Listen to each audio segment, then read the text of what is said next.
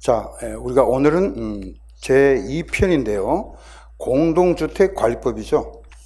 이 공동주택관리법은 우리 시험에 한 8문제가 출제가 됩니다. 그런데 5문제가 객관식으로 나왔었고, 3문제가 이제 주관식이에요. 근데, 이 공동주택관리법은 관리실무 과목이기도 하죠. 그래서 전부가, 여기서 나온 내용들은 거의가 실무하고 이제 이렇게 거의 겹치는 부분이에요. 그래서 어차피 이제 그 공동주택관리법이 실무랑 이렇게 겹치기 때문에 그렇다고 해서 우리가 이제 8문제씩이나 나오는 부분을 도외시할 수는 없습니다. 그러나 이제 중간에 겹치는 부분이 많기 때문에 조금 더 이제 디테일한 세부적인 부분은 실무에서 또 한 번 더 다룰 거예요.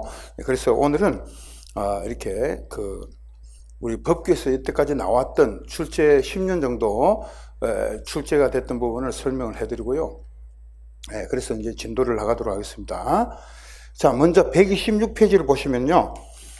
재정 목적이 나오죠. 그리고 이제 재정 목적이라는 것은 결국은 공동주택을 투명하고 안전하고 효율적으로 관리를 하는 게 목적이죠. 자, 그래서 이제 공동주택의 개념이 나오는데, 우리가 이제 그 주택법에서 말하는 공동주택의 개념과 공동주택관리법에서 말하는 공동주택의 개념 자체가 조금씩 달라요. 그래서 여러분들이 우리가 앞에서 공부를 했던 주택법에서 말하는, 그죠? 우리가 책은요, 여러분들이 126페이지를 보시면 되는 거예요. 일단은 126페이지를 보시고요. 주택법에서 말하는 공동주택과, 지금 여기서 이제 공동주택관리법이잖아요. 그러면 이 두 개 법률에서는 공동주택을 어떤 식으로 분류를 하고 있을까? 근데 우리가 주택법의 공동주택은 그 세 가지가 있었죠. 아파트가 있고, 그 다음에 연립이 있고, 근데 여기는 이제 공동주택입니다. 전부 다. 공동주택으로서 분류를 하는 거예요. 그래서 이제 아파트, 연립, 주택, 그리고 뭡니까? 다세대죠. 다세대 주택까지가 이제 주택법에서 말하는 공동주택이에요.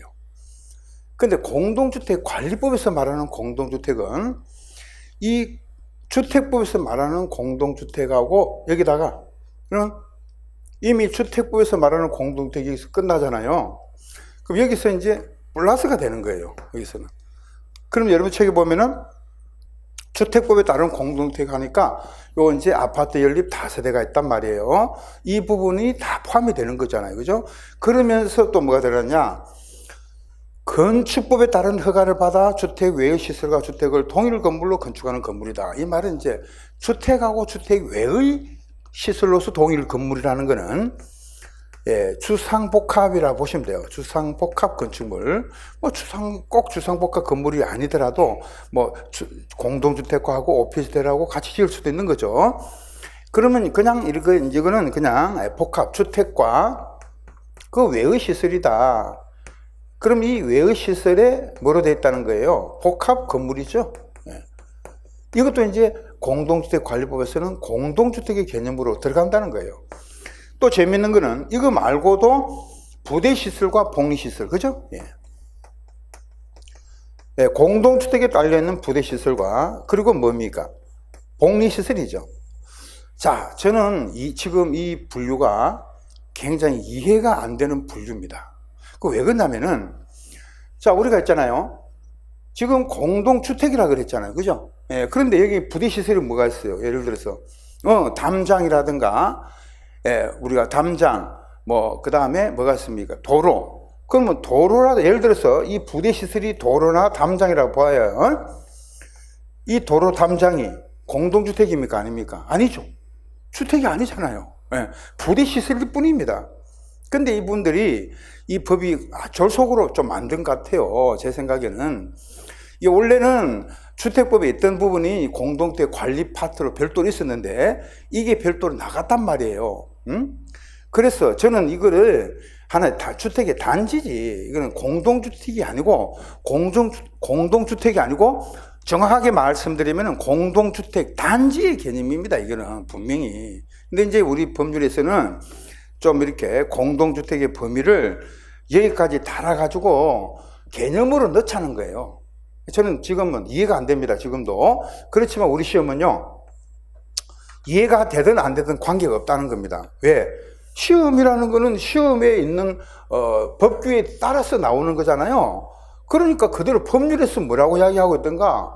그렇습니다. 부대나 복리시설도 공동주택이다. 그래, 공동주택관리법에는 공동주택입니다. 그렇게 분류를 해야 돼요. 여러분들은 이해가 좀 안 되시겠지만 저도 이해가 안 돼요. 이 부분은. 그러나 저는 분명히 공동주택의 단지인데 단지 안에 도로나 담장이 있는 것이지 이거 자체가 공동주택은 아니잖아요. 그죠? 그렇지만은 우리 공동주택관리법에는 이거를 몽땅 묶어서 하는 이유가 있을 거야. 그 이유가 분명히 있습니다. 그거는 이제 하나의 단지하고 또 단지라는 개념은 있지만 이거를 공동주택에 분류를 시켜가지고 같이 다루면 편하지 않겠느냐. 막 그런 편의상의 문제로서 한 거지만 개념이 있잖아요. 뭔가 개념이 현실하고 맞아 들어가야 되는데 이거는 편의상 이렇게 같이 다루려고 법률상으로 같이 묶어서 다루려고 했던 거는 조금은 이해가 가요. 그러나 현실적인 감각하고는 전혀 이거는 다르다는 거예요. 아무리 법률이 이론적인 걸 하지만은 현실하고 어느 정도 맞아야 되잖아요. 이거는 전혀 맞지 않다는 거예요. 그래서 저 분명히 건의드립니다. 만약에 이 장면을 보고 계시는 법제처 관계자 되신 분들 계시면은요, 이거 개정을 해야 됩니다. 뭐라고? 공동주택의 단지로서 포함을 하고, 공동주택은 주택법까지만 공동주택을 인정을 해라. 그런 이야기죠. 주택법하고 이거 같이 돼야 돼요. 제 생각입니다. 여러분들은 이제 이렇게 법률에서는 여기까지 포함된다는 거 꼭 기억을 하시고요. 좋습니다. 그 다음에 우리가 이제 건축법 다음에 공부할 거죠. 건축법 상의 공동주택의 개념은요, 여러분들이 재미있는 게 어떤 거냐면은, 선생님, 아파트 들어가잖아요. 그죠? 아파트 들어가고, 연립 들어가요? 들어갑니다. 그 다음에 다세대 들어갑니까? 들어갑니다. 하나 더 들어갑니다. 기숙사가 들어가요. 아시겠죠? 그러면 시험은 이렇게 나올 수 있겠네요. 다음 중 공동주택관리법상의 공동주택이 아닌 것은, 그렇죠, 기숙사가 아닙니다. 왜요? 기숙사는 건축법상에는 들어가지만은 공동주택관리법에는 안 들어가고요. 그죠? 또 주택법에는 이거 뭐랍니까? 준주택의 범위에 들어가죠? 또? 그래서 이게 어느 법에서 뭐라고 이야기를 하고 있느냐, 이게 상당히 중요하다, 이런 이야기입니다. 자, 그래서 아무튼 우리 법률에는 공동주택의 개념이 여기까지 들어간다는 거 기억을 꼭 하시기 바랍니다. 그것만 조심하세요. 그 다음에 의무관리 대상이죠.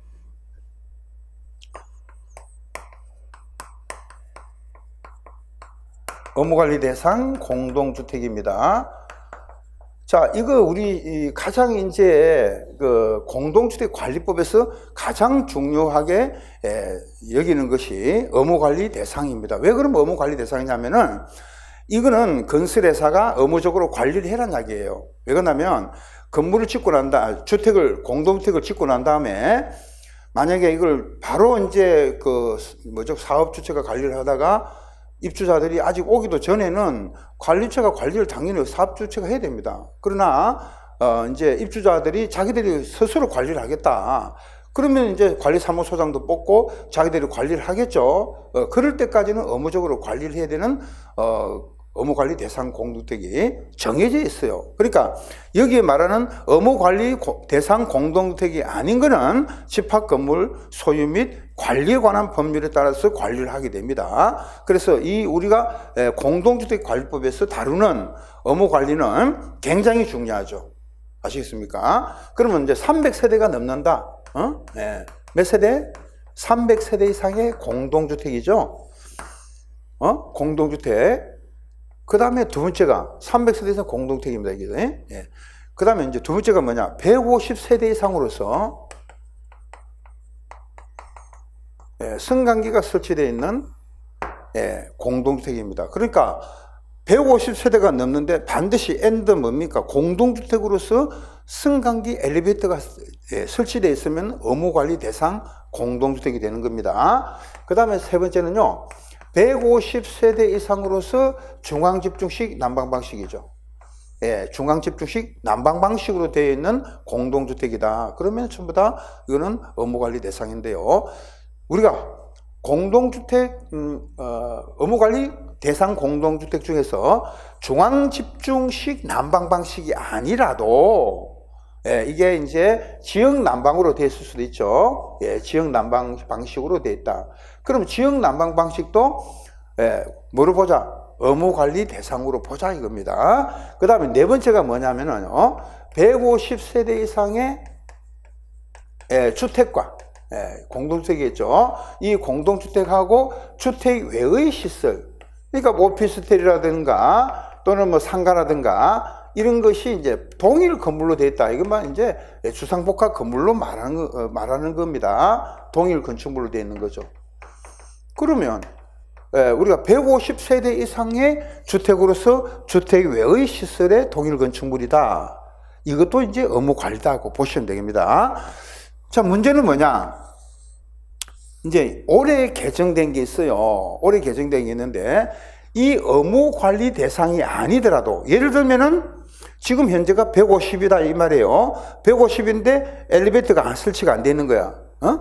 그리고 그 단지에 중앙집중이나 지역 난방이 아닌 개별 난방 방식으로 되어 있습니다. 그리고 주상복합으로 지었지 않는 공동택이죠. 그럼 여기 해당이 없겠죠.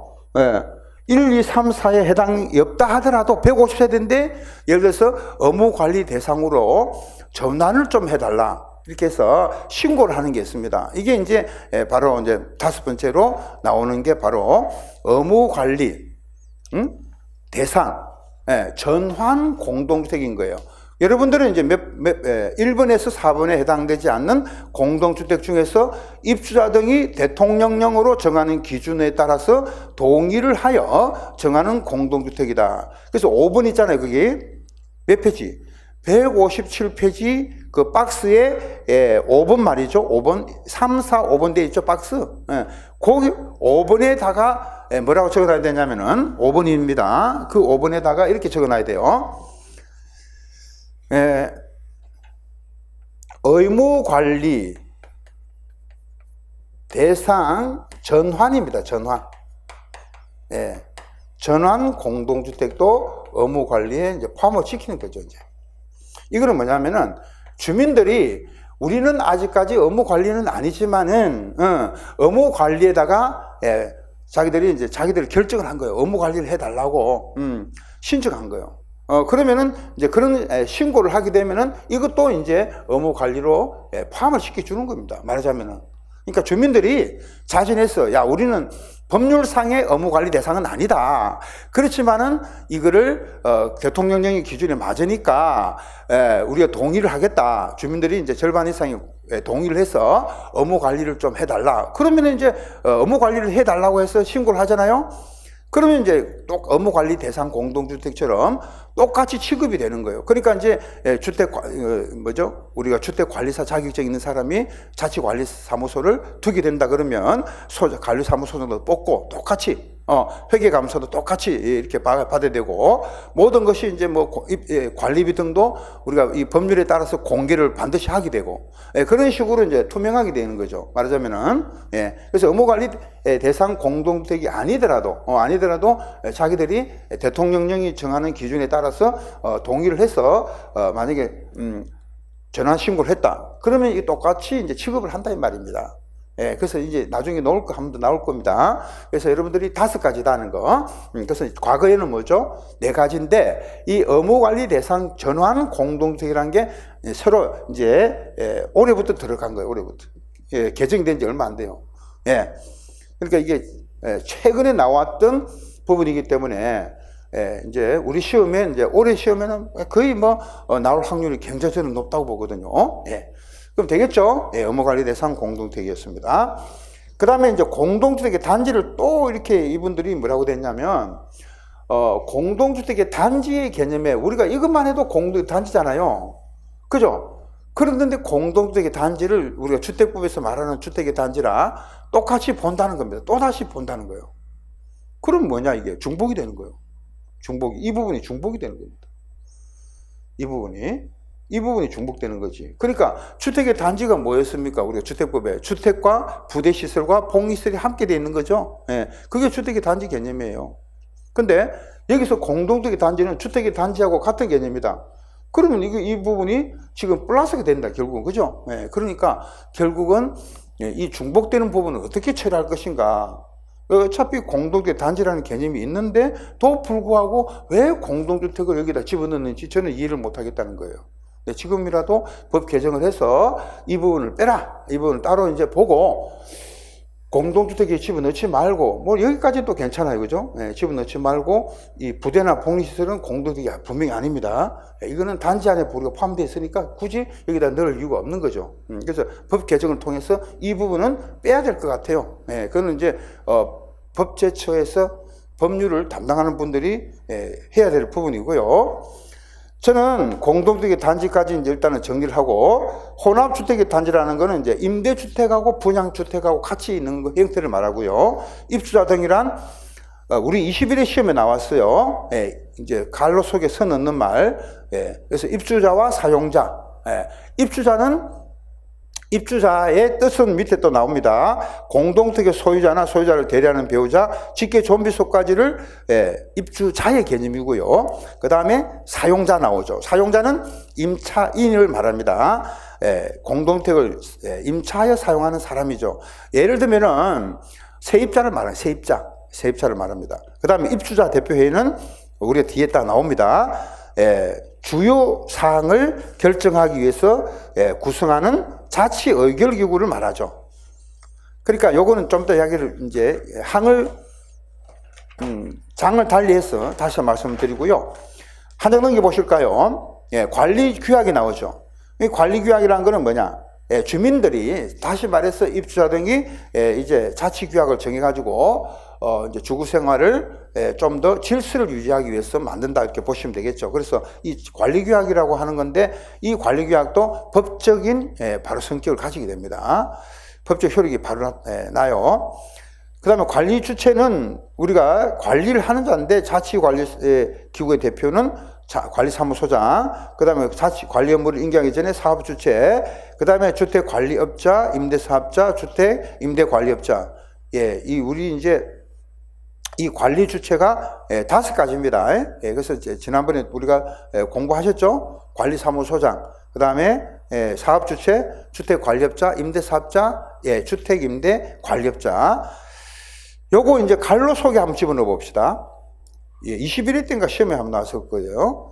관리 주체의 관리 주체란에 관리 주체를 갈로로 집어넣고, 그 다음에 5번에 보면은 주택임대관리업자 있죠? 주택임대관리업자를 2개를 집어넣어 버리면 요 관로 속에 이제 채워 넣는 그런 문제가 21회 때 나왔습니다. 그래서 우리는 이제 주관식 문제에도 대비를 해야 되니까, 관리 주체란 그러면은 관리사무소장, 그 다음에 자치관리기구의 대표를 관리사무소장이니까 인계하기 전에 사업주체, 그 다음에 주택관리업자, 임대사업자, 그 다음에 주택임대관리업자입니다. 그래서 내가 지난번에 우리가 공부할 때 주택법에도 여기에 똑같은 게 나왔었죠. 그래서 주택법에도 나왔었는데, 요걸 우리가 이렇게 이제 기억을 했을 거예요. 내 사주가 관리사무소장으로 되는 거예요. 소장임. 내 사주가 관리사무소장이라는 거예요. 그럼 사가 뭡니까? 사업주체죠. 주가 뭡니까? 주택임대관리업자죠. 임대만 전문으로 하는 사람입니다. 주택임대관리업자. 그 다음에 임대사업자 나오잖아요. 나오죠? 그리고 이제 주택임대관리업자가 있습니다. 이거는 그냥 임대는 여기 하나 들어갔으니까 여기는 그냥 관리업자로 하겠습니다. 이제 중복이 되니까 이거는 주택관리업자고요. 이거는 주택임대관리업자입니다.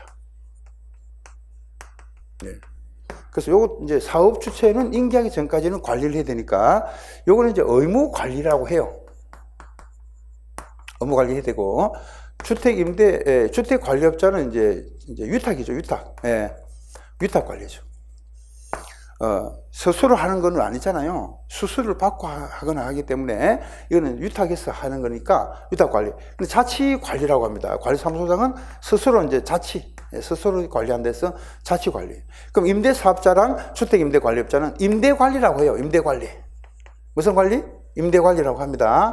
그럼 요거는 이제 임대사업자나 주택임대관리업자는 민간임대주택에 관한 특별법이 만들어졌어요. 이거는 거기서 이제 다룰 거니까 우리는 이 세 가지만 하면 되는 거죠. 공동주택 관리법은 세 가지만 하면 되고, 요거 두 개는 민간임대주택 관련 특별법에서 다룰 거예요, 또. 그래서 이제 크게 나누면은 우리가 관리주체 하면은 몇 개다? 4개다 하는 거죠. 그래서 관리주체란 네 가지죠. 네 가지. 이 네 가지가 이제 사업주체, 주택관리업자, 관리사무소장, 임대사업자, 주택임대 관리업자입니다. 5개죠. 그래서 요거 이제 기억을 하실 때는 내 사주가 관리사무소장이더라. 그래서 딱 정해져 나오죠. 이렇게 기억을 하시면 되겠습니다. 그 다음에 주택관리사는 주택관리사 등이라는 말이 나와요. 주택관리사도 있고 보가 있는 거죠. 그러니까 보는 시험만 학교 가면 보 자격증을 줘요. 근데 그 일정한 경력이 있어야 됩니다. 뭐 예를 들어서 관리사무소장으로 3년 이상 있었다 그러면은 이제 3년의 경력했다는 증명서를 제출하게 되면은 이제 관리사가 되는 거예요. 그 다음에 소장은 3년인데 직원은 관리 직원은 몇 년이다? 5년 이상 있어야 돼요. 근무 경력이. 그러면은 뭐 격리로 있든가 뭐 선부로 있든가 아니면은 뭐 용역, 기술 용역으로 있었다 그죠? 기술직으로 있을 수도 있죠. 그러면 기술직이나 그 다음에 뭐 선무직이나 사무직에 있었다, 격리로 있었다. 공동대 관리상의 경력이 5년 이상만 있으면은 이제 그 사회 자격증을 줍니다. 그래서 이거 나중에 또 말씀 또 드리겠습니다만은, 보는 시험만 합격하신 분, 합격해가지고 일정한 경력, 소장은 몇 년? 3년 이상, 직원은 몇 년? 5년 이상입니다. 그런 경력만 있으면 사회 자격증을 주는 거예요, 다시. 그러면 왜 선생님 불교를 합니까? 그게 이제 500세대 미만까지는 보밖에 안 되는 거예요. 보도 되고 사도 되지만 보는 500세대 미만밖에 안 되고요. 500세대 이상이 넘을 때는 사회 자격증이 있어야 됩니다. 그러니까 500세대 넘는 큰 세대 가면은 이제 시험만 합격해가지고는 경력이 없으니까 어떻습니까? 모르겠죠, 잘. 그죠? 돌아가는 그걸 헤맬 수가 있어요, 굉장히. 그래서 서로가 불편해지게 되는 거예요. 그러니까 경력이 있는 사람들을 원한다 이 말이죠. 그래서 큰 단지를 이렇게 관리사무소장으로 가려면은 500세대 이상 가려면은 이제 일정한 경력이 있어야 된다 이 말이에요. 시험만 합격해 가지고는 뭐 그런 큰 세대를 이렇게 관리를 할 수가 없다고 보는 겁니다. 아시겠죠? 그 다음에 주택관리업이라는 거는 이제 그 밑에 말이 나오죠. 워낙 안전하고 효율적으로 관리하기 위해서 업무관리 대상 공동대 관리를 위탁받아서 관리하는 형태의 업이다. 그러면 이 주택관리업도 시장, 군수, 구청장한테 뭘 해야 돼요? 등록을 해야 됩니다. 그것도 나중에 뒤에 나올 거예요. 그 다음에 장기수선 계획이라는 게 뭐냐? 뒤에 또 나오겠지만, 우리가 예를 들면은 그 엘리베이터가 보통 뭐 한 10년 이상은 쓰죠. 아무리 애들이 많은 공동대 단지를 하더라도 엘리베이터가 뭐 우리 차도 보통 한 20년 타잖아요. 물론 10년 뭐 정도 타고 폐차하신 분이 많습니다만은 요즘 다 뭐 여러분들 차는 벤제이창으로 다 여러분 타고 다니잖아요, 그죠? 근데 10년 이상을 이렇게 타다 보면은 폐차를 하고 다시 이제 차를 갖다가 새 차를 이제 구입을 하지 않습니까?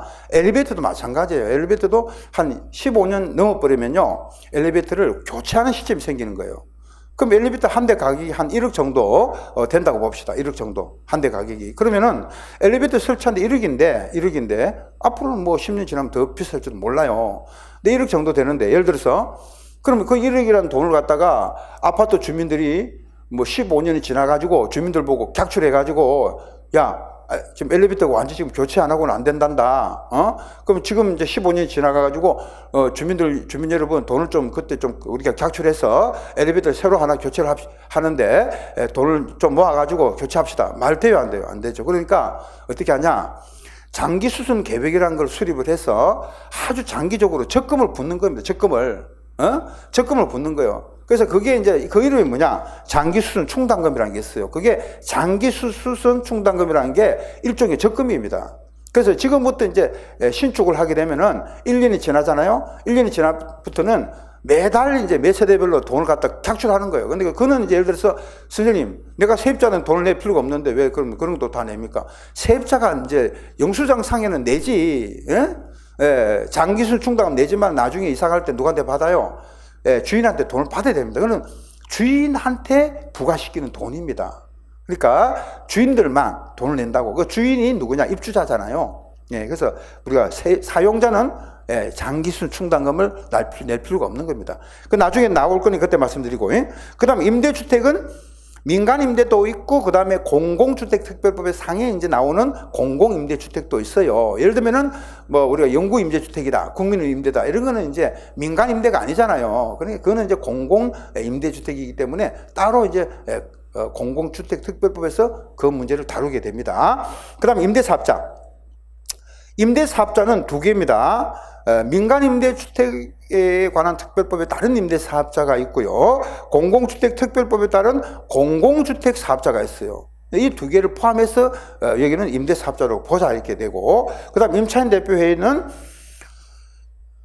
민간임대주택법에도 이제 임차인대표회의가 있죠. 공공주택특별법에도 이제 그 임차인대표회의를 갖다가 준용을 해서 구성을 할 수가 있어요. 그래서 임차인대표회의는 임대주택에만 존재하는 거다 이렇게 보시면 됩니다. 아무튼 그 다음에 이제 제3절 국가 등의 의무 넘어가고 관리처 의무, 입주 등의 의무 넘어가도록 합니다. 다만 이제 우리 시험에 이런 적도 있어요. 임대주택의 관리에 관해서 민간이나 공공주택특별법에 정하지 않는 사항은 이 법을 적용한다. 이 법이 뭡니까? 공동주택관리법이죠. 네, 그래서 뭐 이런 정도 가볍게 보시고 131페이지로 갑니다. 131페이지는 제가 설명하는 관리 방법이 나오잖아요. 그러면 관리 방법에 관리주체가 사업주체는 관리 방식이 의무관리고, 관리사무소장은 자치관리, 주택관리업자는 위탁관리, 임대사업자, 주택임대관리업자는 임대관리다. 방금 말씀드린 거잖아요, 그죠? 그래서 그 내용이 나와 있고, 그 다음에 의무관리 나옵니다. 의무관리는 한 번 더 이제 강조를 하게 됩니다만은, 의무관리 공동주택은 300세대 이상, 150, 승강기 150 중앙, 지역남원 포함, 150 주택과 주택이 아닌 시설의 동일 건물, 그리고 의무관리 대상, 전환 공동주택까지 포함을 해서 의무관리다 이렇게 되어 있습니다. 자, 한 장 넘겨보십시오. 이제 사업 주체의 직접 관리, 132페이지 나오는데, 이제 여기서부터는 여러분들이 설명을 잘 들으셔야 돼요. 그죠? 설명만 들으시면 됩니다. 근데 기본 과정에서는 이제 그 설명만 잘 들으시면은요, 이게 그때그때 따로 복습할 필요는 없어요, 여러분들이. 아시겠어요? 자, 그러면은 이제 이런 이야기예요. 만약에 이제 여기 일단은 의무 관리가 돼야 되거든요. 의무 관리 대상 공동주택이 돼야 됩니다. 그러면 건설회사가 예를 들어서 300세대가 넘는 300세대가 이상이 되는 이렇게 아파트를 지었다 합시다. 300세대 넘는 아파트를 지었어요. 그럼 의무관리죠. 의무관리 대상인데, 그럼 어떤 일을 해야 되냐면은 건설회사가 이 시점에서 의무관리 대상 공동주택이 이제 건설이 됐을 거 아니에요, 그죠? 그러면 이제 이 의무관리 대상 공동주택을 의무관리 대상 공동주택을 건설한 건설회사를 우리가 사업주체라고 합니다. 사업주체. 건설회사를 뭐라고 한다고요? 사업주체. 그럼 그 사업주체가 여기서 이제 건설이 되고 난 다음에 이제 이 시점에서 예를 들면은 이제 그 300세대니까 절반 이상이 과반수란 말이에요. 과반수 같으면 300세대 과반수는 151이 됩니다. 그러면 과반이 입주가 됐다 합시다. 입주 예정자가 과반이 입주가 된 거예요. 언제? 이 날짜에 과반이 입주가 된다. 그럼 과반이 입주가 됐을 때까지는 지금 건설을 해서 과반이 이제 여기 완공이 된 겁니다. 완공이 돼 갖고 과반이 입주할 때까지는 즉 사용승인을 받고 과반이 입주할 때까지는 누가 그러면은 관리를 할 거냐 이거. 그죠? 요걸 직접 관리라고 해요. 직접 관리. 건설회사가 직접적으로 관리를 해야 된다 이겁니다. 그럼 직접적으로 관리하려면은 이제 그 입주 예정자들이 아직 입주를 하기 전에 계약서를 쓰잖아요. 네? 이제 그 입주를 하기 전에 여기서 입주를 하기 전에 이제 계약서 쓰고 난 다음에 이제 계약금, 중도금, 잔금이 다 치르고 난 다음에 이제 입주가 이루어져요. 입주가 하나씩 둘씩 이루어지죠. 그럴 때 이제 받는 돈이 있습니다. 그 돈이 뭐냐면 입주할 때 받는 돈이 있습니다. 관리비 예치금이라는 걸 받아요.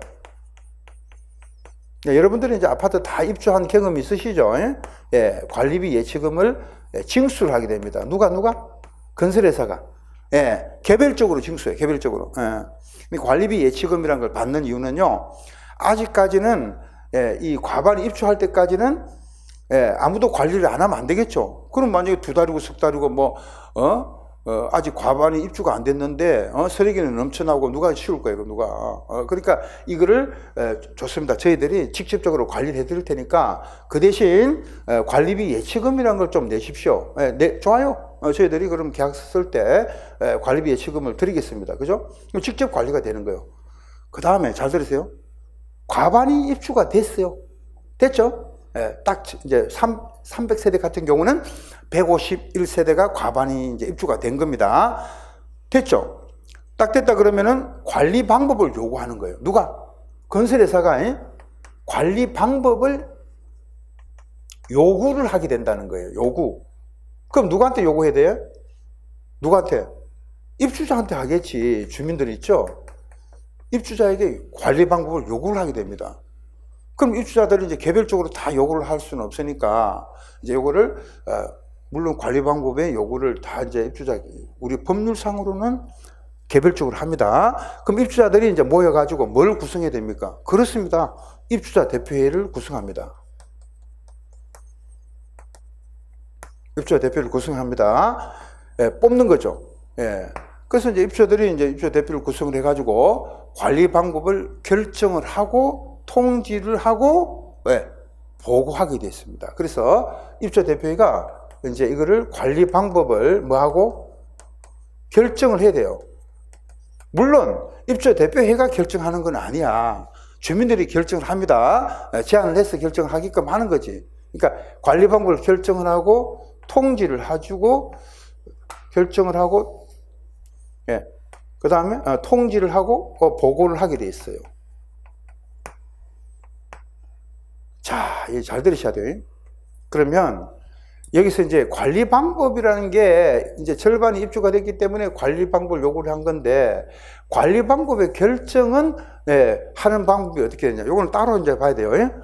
그러면 관리 방법을 결정하려니까 제안을 해야 돼요. 제안.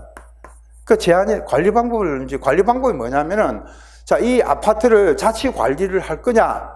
아니면 주택관리업자 등록된 주택관리업자를 선정해서 주택관리업자를 이제 선정해서 그 사람들로 하여금 관리를 하게끔 할 거냐, 위탁관리를 할 거냐, 자치관리할 거냐, 둘 중에 하나를 선택해라 이 말입니다.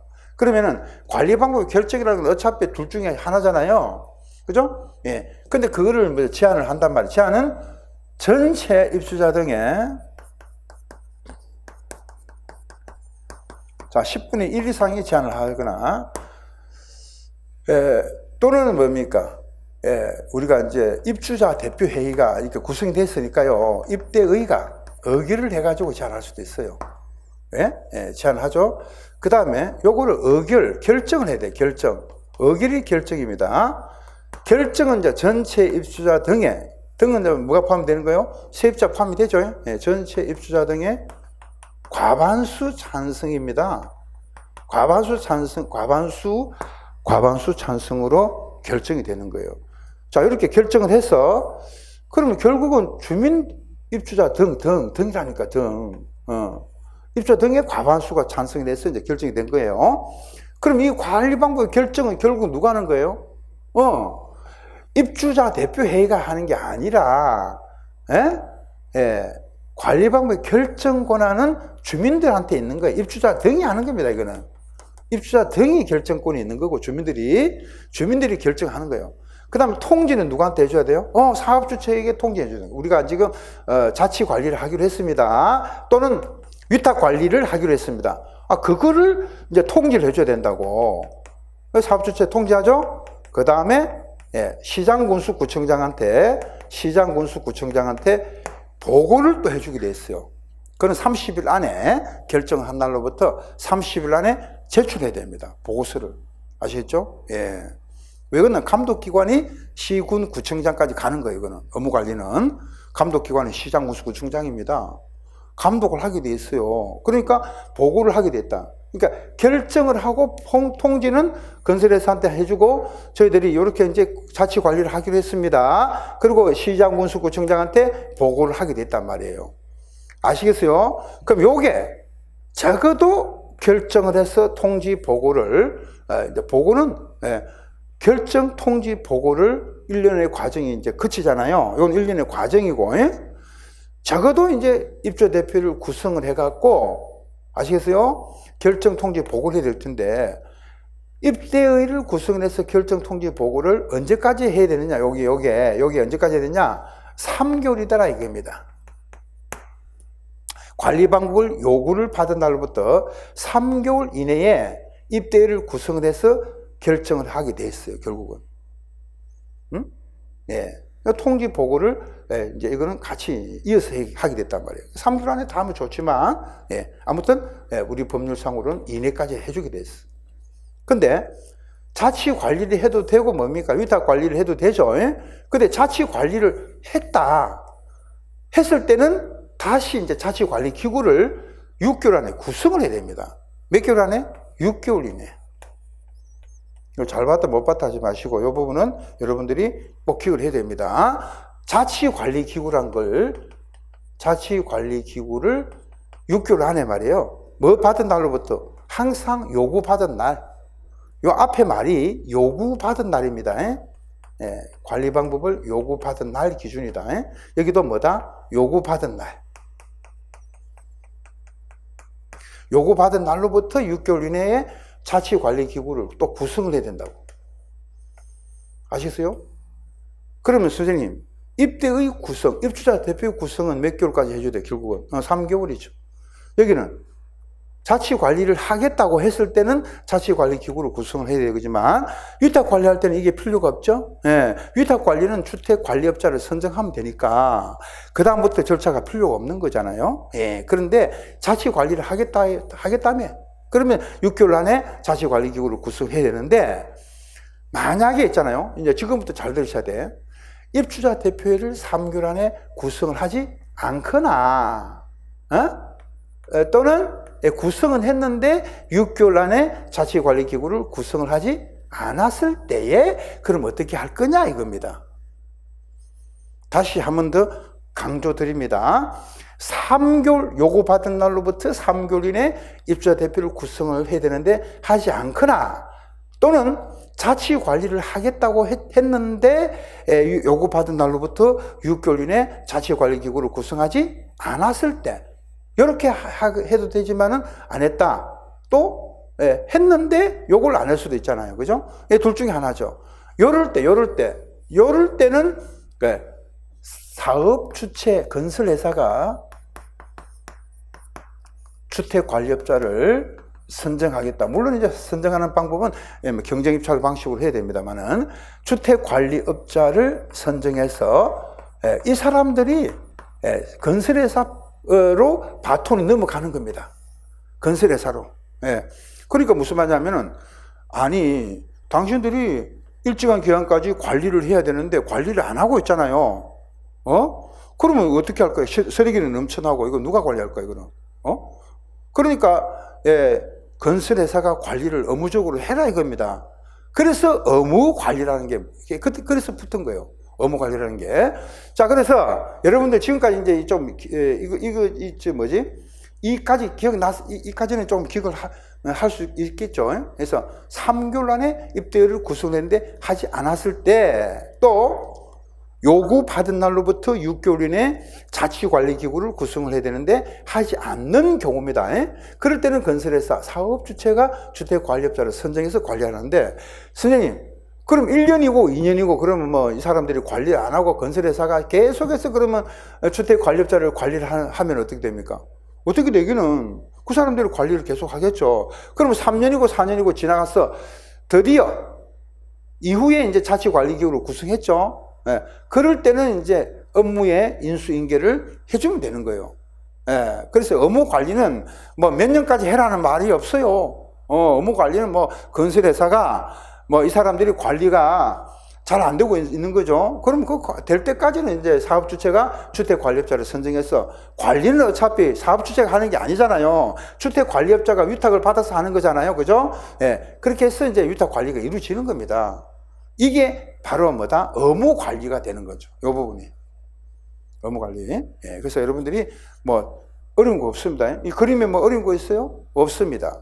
그러면 관리 업무의 인계를 이제 넘어가는데, 인계를 넘어가기 전에 잠깐 여러분들이 잠깐 책을 갖다가 여러분들하고 체크를 좀 해드리겠습니다. 133페이지 위에서 박스 있잖아요. 박스 밑에 보세요. 5.4번에 공동주택의 관리 방법의 결정 통지 신고돼 있죠. 예. 자, 제가 양갈로 1번 한번 읽어드리겠습니다. 입주자 등이, 그러니까 등 나오면은 이제 뭐도 있고, 입주자도 있고, 사용자도 있어요. 등이 붙으면은, 예, 입주자하고 틀려요. 예, 그러면 입주자 등이 공동주택의 관리 요구를 받았을 때는 요구를 받은 날부터 3개월 이내에 입주자를 구성으로 하는 입주자 대표를 구성하여야 한다. 의무잖아요. 제가 말씀드렸잖아. 구성은 몇 개월까지? 3개월이라고 했잖아, 3개월. 3개월 안에 끝내라고. 왜 3개월이에요? 입주자 대표 회의를 줄이면 어떻게 됩니까? 입대의라고 합니다. 줄여가지고. 왜? 남자친구를 남친이라고 한다며. 그러니까 이것도 줄여가지고 입대의라고 하잖아요. 글자가 몇 개? 3글자잖아요. 그래서 3개월이에요. 그럼 자치관리기구는 왜 글자가 몇 개입니까? 6글자죠? 그러니까 6개월이지. 맞습니까? 예. 긴 게 6개월입니다. 자치관리기구 6글자 6개월, 입대의 몇 개월? 3개월입니다. 정확하게 여러분들이 기억을 해야 됩니다. 되셨죠? 예. 그리고 이제 1번만 확실하게 개념 잡으세요. 예. 3개월 안에 구성하게 됐다는 거. 의무입니다. 의무. 또 시험장에 가서 3개월 이내 입주자 대표를 구성할 수 있다. 틀렸죠? 구성해야 한답니다. 예. 그 다음에 이제 2번, 3번, 4번 놔두세요. 일단 놔두시고, 관리 업무의 인계입니다. 그래서 제가 말씀드린 대로, 좋아요. 당신들이 뭐다? 뭐, 이제, 건설회사가, 당신들이 3개월 동안에 뭐 입대를 구성해서 아무것도 안 했잖아. 그리고 자치관리 하겠다고 해도 6개월 안에 자치관리기구를 구성을 안 했잖아. 그러면 우리가 당신들을 대신해서, 주택관리자 선정해서 우리가 위탁관리를 하겠다. 이렇게 나오잖아요. 그러면은 이제 언젠가는 인계를 해줘야 되겠죠. 왜 그러냐면은 이제 스스로 자치관리기구를 구성해서 우리들이 하겠습니다. 이렇게 나오잖아요. 그러면 좋아요. 예, 인수인계를 해드리겠습니다. 그게 바로 5번에 나오는 관리 업무의 인계입니다. 보겠습니다. 사업 주체 또는 업무관리 대상 전환, 공동택의 관리인. 그러니까 이제 건설회사가 되든가 아니면은 이제 공동택을 우리가 주민들이 모여가지고 업무 관리는 아니지만은 업무 관리를 해달라고 한 거 있었죠. 그게 바로 업무관리 대상 전환 공동택의 관리인이 됩니다. 그럼 다음의 경우에 이제 관리 주체에게 관리 업무를 인계를 하게 됐는데 입대의 회장으로부터 이제 주택관리업자 선정을 통지받을 때, 그 다음에 자치관리기구가 구성된 경우, 주택관리업자가 선정된 경우. 그럼 이렇게 이 세 가지 중에서 하나 해당되면은 한 달 안에 관리 업무를 인계하게 돼 있어요. 몇 달 안에? 1개월 이내에. 그럼 내년 시험은요, 제가 볼 때는 1개월이라는 부분이 시험에 나올 수가 있을 것 같아요. 한 달 안에 이렇게 인계를 하게 됐는데, 만약에 2달, 3달 막 인계가 늦어지면 늦어질수록, 뭐 이렇게 업무에 착오가 생기겠죠. 그래서 1개월 이내에 반드시 인계를 하게 됐다는 거 기억을 하세요. 그리고 인계할 때 보세요. 자세하게. 입주자 대표 회장 및 한 명 이상의 감사에 참관을 해야 돼요. 참관. 입주자 대표 회장이 나와야 되고, 감사님 오십시오. 그래가지고 인계자하고, 인수자하고, 인수소에 각각 서명 날인 해야 됩니다. 서명 날인 아시죠? 서명 날인. 이 사인하고 도장 찍어야 된다, 이 말이죠. 예. 그렇게 해서 이제, 우리가 인계를 하게 된다. 한 장 넘겨보시고요. 그럼 인계할 때 이제 어떤 서류를 인계할 거냐? 1번에서 6번 나오죠, 이거. 근데 관계법규에서는 시험에 나오지 않는데, 관리 실무는 1번에서 6번을 굉장히 이거 시험에 잘 와요. 이게. 저는 이거 안 합니다. 왜 그러냐면, 이거 제가 다 해버리면 실무 선생님은 그러면 지금 할 게 없어요. 그래서 이거는 실무에서 나오는 거고, 관계법규에서는 이거 나오질 않기 때문에, 제가 1회부터 다 검토했다니까? 1회부터 지금 22회까지 안 나와서 한 문제도, 실무에는 나와요. 그래서 이 부분은 이제 저는 넘어가도록 합니다. 그 다음에 나오는 게 이제 그 밑에 134페이지 보면은 의무관리 대상 공동주택의 전환신고 나오죠. 아까 말씀드린 대로 의무관리 대상 전환 공동주택 같은 경우에는 그 밑에 나옵니다만은, 이제 이렇게 자기가 해당된다고 하면은 시군 구청장한테 공동주택을 저희들이 이제 의무관리 대상은 아니지만은요, 저희들이 이제 의무관리 전환을 좀 해달라 신고를 하겠습니다. 좋아요. 그럼 신고하십시오. 신고를 하게 되는데, 다만 이제 관리인이 신고하지 않을 때는 원래는 이제 사업 이렇게 누가 해야 됩니까? 관리인이 해야 되잖아요. 근데 관리인이 만약 신고를 안 했다 그러면 주민들이 모여가지고 우리가 대신해서 하겠습니다. 좋아요. 그러면 입주자 등의 10분 이상 연대 서명, 연사여 신고할 수 있다. 이렇게 됩니다. 그래서 굳이 그게 관리인이 있는데 관리인이 안 한다. 그러면은 이제 주민들이 모여가지고 10분의 1 이상이 주민들이 모여가지고요. 연대 서명을 하는 거예요. 연대 서명을 해서 그거를 이제 신고하는 거죠. 네. 그리고 이때도 이제 어떻게 하냐면은 똑같습니다. 이렇게 신고를 하게 되면은 신고 수리를 하겠죠. 자, 이제 시군 구청장에서. 그럼 3개월 이내 입대를 구성을 하면 되는 거예요. 하고 또 이제 그 밑에 보면은 결정이 됐을 때는 이제 그 6개월 안에 주택관리업자를 선정을 하게 되어 있습니다. 예. 그래서 똑같아요. 의무관리 대상으로 간주가 되기 때문에 똑같이 3개월 안에 이렇게 이제 구성을 하고, 그 다음에 6개월 안에 이렇게 주택관리업자를 이렇게 위탁관리를 하도록 하게 되어 있습니다. 그래서 그거는 여러분 참고적으로 보시고. 그 다음에 이제 135페이지는 자치관리기구인데 20회 시험에 나왔어요. 20회. 그래서 20회 시험에도 나오고 21회도 나왔는데, 자치관리기구라는 거는 결국 이런 이야기입니다. 지금까지 공부한 거는 위탁관리, 의무관리잖아요. 그럼 자치관리기구는 이것만 바라보는 개념이에요. 이것만 보는 거예요, 지금. 이것만 보는 건데, 자치관리는 스스로 이제 관리를 하는 형태잖아요. 주택관리업자를 위탁시켜서 하는 부분이 아니기 때문에, 그 자치관리기구를 구성하는 부분인데, 이 구성은 입주자 대표회의가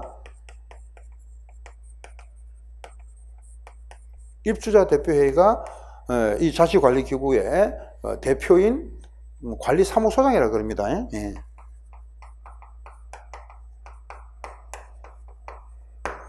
입대의가 과반수 의결을 하는 거예요. 그래서 이제 원칙은 과반수 의결을 해서 관리사무소장을 선임하게 됐어요.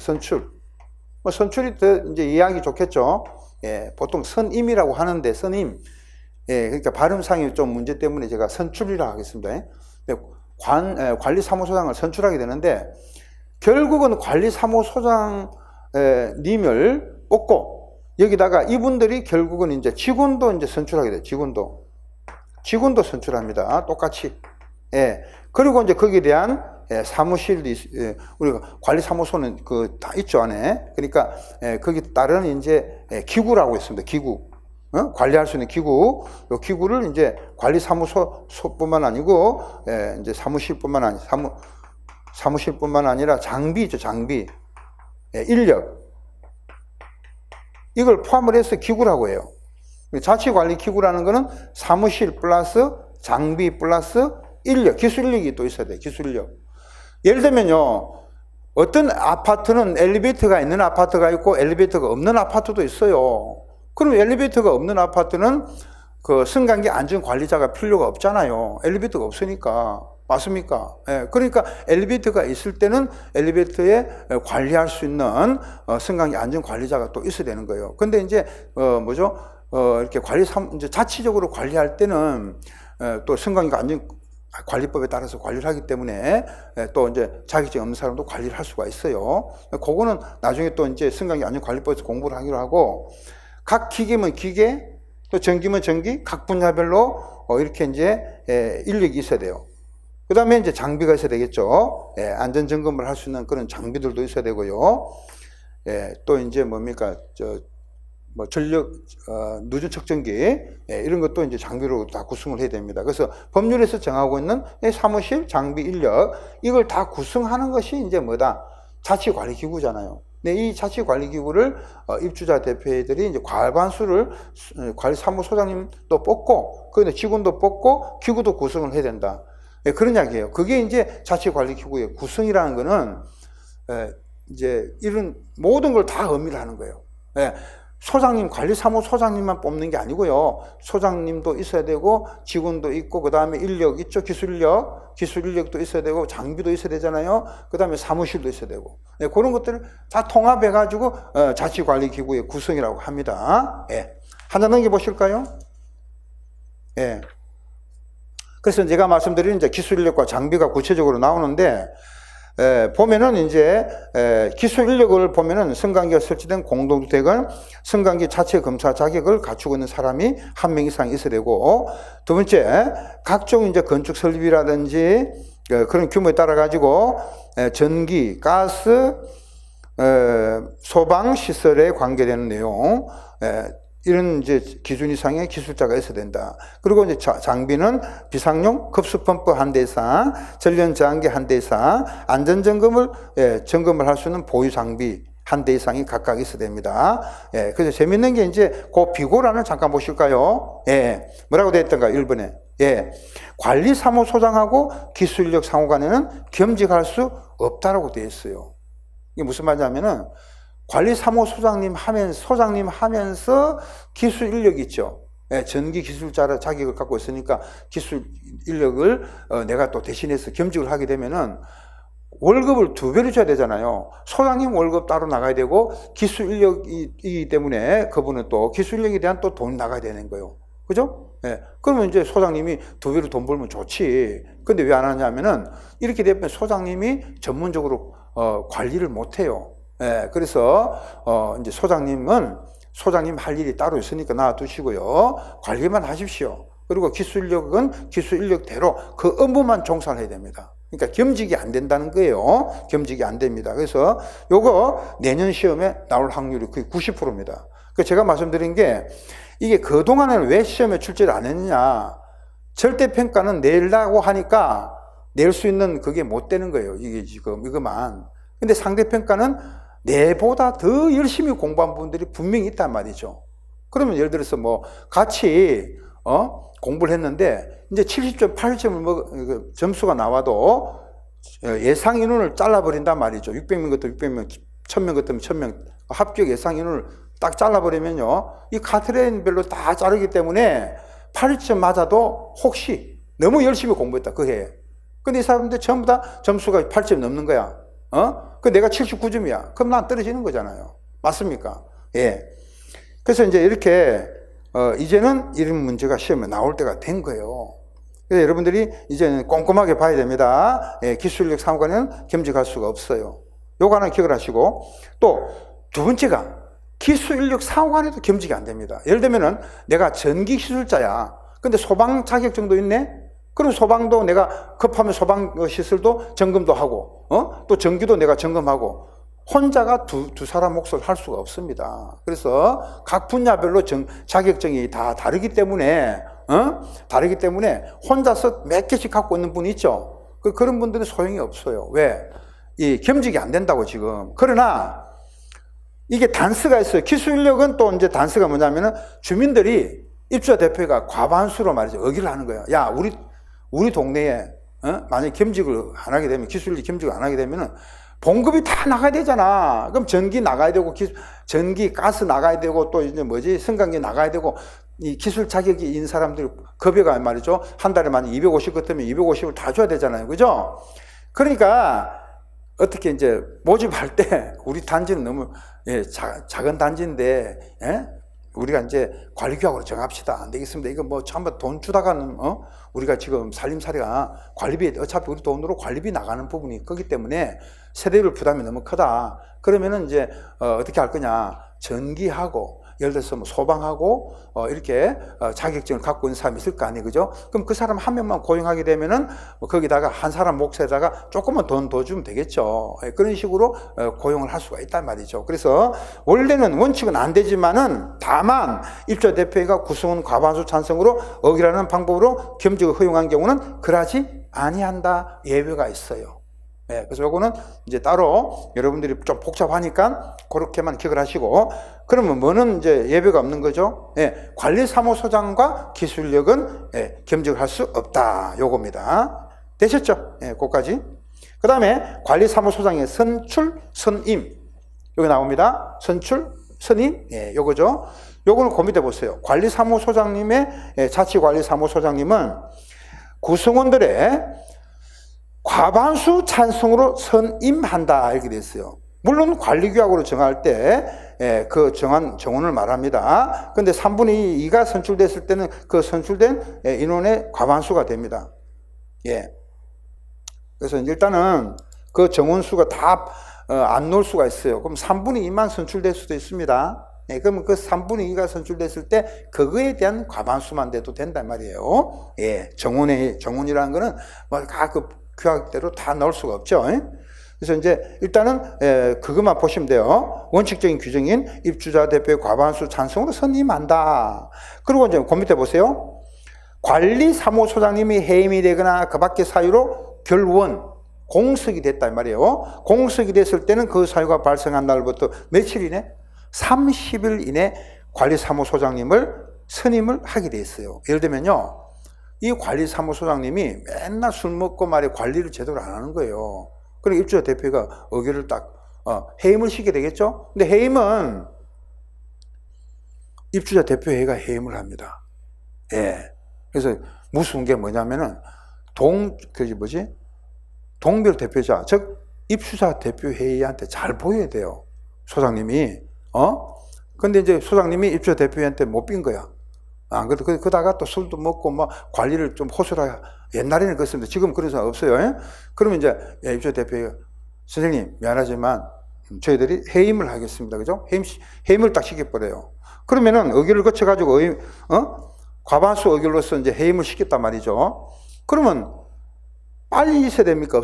천천히 와야 됩니까? 빨리 와야 돼요. 그래서 이걸 한 달 안에 새로운 관리사무소장님을 또 결의를 해서 과반수 결의를 해서 선임을 하게 돼 있단 말이죠. 예, 그래서 이제 일단 30이라는 숫자가 중요하고, 겸직도 안 된다. 이거는 또 무슨 겸직이냐면은 입주자 대표 구성원이 누구예요? 동별 대표자입니다. 동별 대표자하고 관리기구의 직원을 겸할 수가 없어요. 다시 말해서 그 동에 동별 대표자로 있으면서 그 아파트의 격리로 내가 취직을 했다. 겸직이 되는 거죠? 안 된단 말이에요. 겸직이 안 됩니다. 동별 대표자하고 또 그 직원 있죠? 겸직이 안 됩니다. 그래서 겸직이 2개가 안 된다 그랬어요. 하나는 뭐예요? 예, 관리사무소장하고 기술력 간에는 겸직이 안 되고요. 또 하나는요, 예, 입주자 대표회의하고 자치관리기구의 구성원, 서로 겸직이 안 됩니다. 예, 2개가 안 된다는 기억을 하시고요. 그 다음 오른쪽 넘어갑니다. 이제 위탁관리는, 어차피 위탁관리는 말 그대로 수탁을 받아서 관리를 하는 거잖아요. 그러니까 의무관리 형태로 위탁관리를 할 수도 있고, 주택관리업자를 선정을 해서 의무관리 형태로 위탁관리를 할 수도 있고, 아까 여기서 입주자 대표회들이 관리법을 결정할 때 자치관리를 하지 않고 우리는 위탁관리 하겠습니다. 이렇게 이제 위탁관리를 할 수 있는 방법이 두 가지가 있다는 거지. 그러니까 하나는 스스로 주민들이 위탁관리를 결정했을 때 주택관리업자를 선정해서 관리하는 거고, 주민들이 의무관리 대상인 공동택에 관리를 서로 안 할 때 사업주체가 주택관리업자를 선정해서 위탁관리를 하죠. 예, 그래서 위탁관리를 하는 입장에서 보면은, 주택관리업자가 위탁관리를 하는 입장에서 보면은 주민들이 결정을 해서 위탁관리를 지키는 방법. 또 하나는 주민들이 안 했을 때 사업주체가 주택관리업자를 선정을 해서 할 때 이렇게 위탁관리는 2번의 위탁관리를 받을 수가 있다. 그런 내용입니다. 그럼 위탁관리는 원칙은 전자 입찰이에요. 전자 온라인 상으로 이제 입찰한다는 거예요. 근데 그 외에는 전부 다 이제 전자 입찰 방식이 아닌 거는 장관이 고시를 한다고 됐어요. 국토장관이. 그 국토장관이 고시하는 방법이 뭐냐? 또 찾아봤더니 경쟁 입찰 방법이 장관이 고시하는 방법 아니고는 전부 다 경제 입찰이라는 거예요. 그러니까 예를 들면 뭐 장관이 고시하는 방법이 그럼 뭡니까? 수의 계약이겠지, 수의 계약, 1대1 계약 방식. 그렇게 이제 수의 계약이 아닌 경우에는 전부 다 경쟁 입찰로 한다, 이렇게 보시면 돼요. 예. 그 다음에 그 밑에 보시면 기존 주택 관리업자 입찰 참가를 제한하는 게 있는데 어떤 거냐면요. 그 기존의 주택 관리업자가 서비스가 너무 불량한 거예요. 그러니까는 뭐 청소도 엉망이고 지금 관리하는 게 지금 너무나 허술하다는 거예요. 그러니까 이제 이거를 입찰할 때 참가를 못하도록 제한을 할 수가 있어요. 그러려면은 이제 입주자 대표가 이제 요구를 하게 되는데, 그러려면은 전체 입주자 등의 과반수 서면 동의를 받아와야 됩니다. 그래서 입주자 주민들이 찾아가서, 주민 여러분, 지금 기존의 주택관리업자가 너무 막 관리를 너무나 마음에 안 들게 하니까 이분들이 이제 입찰을 갖다가 우리 할 때 참가를 제한하도록 요청을 하려면은 우리 여러분들이 과반수 서면 동의가 있어야 된답니다. 그래요? 그럼 저희들 동의서 써드릴게요. 그죠? 동의서를 받아서 요구를 해야 됩니다. 얼마예요? 과반수요? 전체 입주자 등의 과반수 서면 동의죠. 그래서 이거는 우리 시험에 한 문제 정도가 이렇게 나올 확률이 높습니다. 이것도 하나 넘겨보세요. 그리고 이제 공동주택, 공동관리와 구분관리인데, 자, 이거는 이제 우리가 잠깐 요거 설명을 해드리고 말이죠. 좀 쉬도록 하겠습니다. 우리가 공동관리하고 이제 구분관리라는 게 있는데, 이거는 어떤 의미냐면은, 만약에 이렇게 보세요. 여기 나홀로 아파트가 있는데요, 100세대가 있는 거야. 여기는 또 150세대가 있네. 여기는 또 이제 80세대가 있어요. 80세대가. 그런데 각 아파트 단지 하나하나마다 관리사무소장님을 두게 되면은요, 주민들 입장에서 보면 관리비가 굉장히 많이 나가요. 어차피. 그죠? 그러니까 그러지 말고 이 150세대 여기에 이제 우리가 관리사무소를 하나 두고, 이 150세대가 기준을 해서 이거를 같이 모아가지고 공동관리하는 방법이 어떻겠습니까? 된다 이겁니다. 아시겠어요? 그래서 나온 게 이제 공동관리입니다. 근데 공동관리는 이렇게 작은 단지를 모아서 같이 하는 게 공동관리거든요. 근데 공동관리는 이제 이게 형태가 정해져 있습니다. 어떻게 하냐? 원칙이 1500이에요.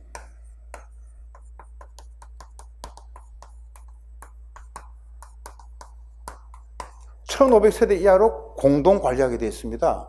그럼 선생님 이거 다 합해가지고 1500이 만약에 1500을 넘어버리면 안 되겠네요. 그렇습니다. 근데 예외가 인정이 되는 게 있어요. 그 예외가 뭐냐면은 의무 관리 대상하고 공동주택과 300세대 미만까지는, 미만인 공동주택까지는요, 이거는 예외적으로 1500이 초과된다 하더라도 이런 경우라면은 예외적으로 인정하겠다 이겁니다. 예를 들어서 의무 관리 대상이라고 했잖아요. 근데 여기가 이제 300세대하고 합쳐가지고 1500을 초과할 수도 있잖아요. 여기가 1500세대야. 근데 300세대 미만의 공동주택이 같이 있는 거지. 같이. 그럼 합해가지고 이제 299로 합시다. 이거 미만이니까. 그죠? 그럼 1799쯤 되겠죠? 이런 세대가 있다면 1500세대 이하가 원칙이지만은 합해가지고 의무관리 대상하고 300세대 미만이다. 그럼 1799 나올 수도 있어요. 이런 것도 이제 인정을 해주겠다, 공동관리는. 그래서 아무튼 300세대 미만의 공동주택하고 같이 있어가지고 1500을 넘어도 공동관리를 할 수 있게끔 하자. 공동관리를 한다는 것은 그만큼 이제 뭡니까? 관리사무소를 하나 두고 같이 관리를 한다는 거예요. 아시겠어요? 그 다음에 나오는 게 이제 뭐냐면 구분관리예요. 구분관리. 이 구분관리는 이제 반대입니다. 반대. 반대라는 게 이거하고는 정반대인데, 지금 여기 2000세대가 있어요. 2000세대. 2000세대가 있는데요. 자, 세대수가 너무 많죠. 근데 관리사무소는 하나밖에 없어요. 그러니까 관리사무소 직원은 조금 있지만, 맨날 밤샘을 해야 되는 거예요. 너무나 이제 관리하기가 힘이 들어요. 여러분들 옛날에 그 동사무소 지금 자치센터라고 하잖아요. 주민자치센터. 이 동사무소, 동도 너무 크면요, 1동, 2동, 3동 이렇게 나가는 거예요. 자꾸 동도 쪽에서 관리를 하잖아요. 예를 들어서 후암동이다. 그럼 후암동, 후암 1동, 2동 이렇게 이런 식으로 예, 동이 많다 그러면 동을 쪼갠다고 지금. 예, 그렇게 해서 동마다 뭐가 있어요? 동사무소가 있죠? 자치관리센터가 있죠? 똑같습니다. 이것도 이제 너무 큰 거예요. 덩어리가 크죠? 덩어리가 크니까는 관리사무소는 하나인데 덩어리가 너무 큰 거야. 그러니까 이거는 잘라지 않은 거예요. 구분하자. 그래서 500세대 이상으로서 구분한다는 거예요. 구분해서 관리한다. 500세대 이상의 단위로서, 단위가 들어갑니다. 단위로서 구분하는 거지. 그럼 선생님, 만약에 예를 들어서 있잖아요. 2000세대를 할까요? 그러면 어떻게 자를까요? 뭐 한 800씩 잘라보지 뭐. 그 다음에 이제 만약에 또 800 잘랐잖아요? 그럼 1600이잖아. 그럼 400이 나오죠? 그 400이 나오면 돼요, 안 돼요? 이렇게 못 한다는 거지. 왜? 500세대 이상이잖아, 지금. 그러니까 400세대 이렇게 자르면 안 되겠죠? 그럼 어떻게 잘라야 돼? 700 자르겠지, 700. 그 다음에 500. 이렇게 되겠죠, 그죠? 예, 그러면 이제 이렇게 2000세대 같은 경우는 이런 식으로 한 3개 정도로 자를 수도 있단 말이죠. 뭐 이렇게 하기 싫으면 만약에 1000세대를 잘라버리고 그 다음에 500 이렇게 자를 수밖에 없겠죠. 왜? 500이 단위니까. 500 이상이니까. 만약 여기가 1500이라 합시다. 1500 자르고 만약에 나머지는 500밖에 없잖아요. 그럼 이런 식으로 자를 수도 있겠죠. 그러니까 이상의 단위라는 거는 이상의 단위로 자르면 된다 그렇지 누가 뭐 500세대 미만의 단위로 잘라라 그랬어요. 그죠? 그 구분 관리라는 거는 단위별로 이게 다 이제 단위별로 자르기 때문에요. 그 단위별로 입주자 등의 과반수 동의를 다 받게 돼 있어요. 그러니까 이게 여기도 마찬가지다. 공동 관리든 구분 관리든요. 이 입주자 등의 과반수 동의를 다 받았어야 됩니다. 동의 없이 어떻게 합니까? 그렇죠? 예. 자, 여기까지 되겠습니까? 예. 그리고 이제 혼합주택의 관리는 이제 언제 하냐면 이거는 좋습니다. 제가 요거는 심화 학습할 때 그때 말씀을 또 드리기로 하고요. 조금 쉬었다가 141페이지 의사결정으로 넘어가도록 하겠습니다.